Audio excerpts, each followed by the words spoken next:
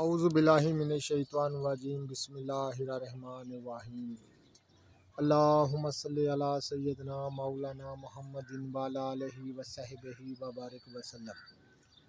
तमाम तारीफ़ें रब्बुल इज़्ज़त की हैं जो तमाम जहानों को पालने वाला है। नाज़रीन किराम, मैं हूँ हकीम आमिर शहज़ाद डस्का से। मैं आपको दिखा रहा हूँ गुले कागज़ी। इनको गुले कागज़ी कहा जाता है।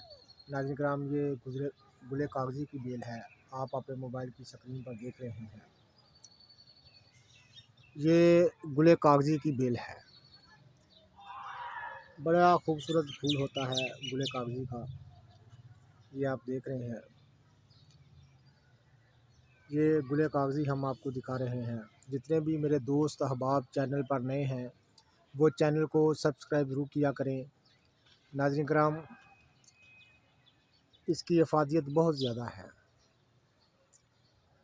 ये गुले कागज़ी की अफादियत तो बहुत ज़्यादा है।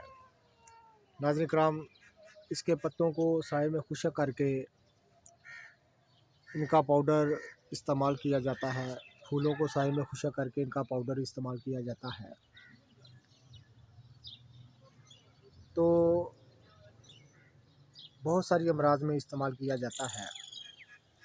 ख़ास तौर पर औरतों के अमराज मखसूसा में इसको इस्तेमाल किया जाता है। ये गुले कागज़ी है।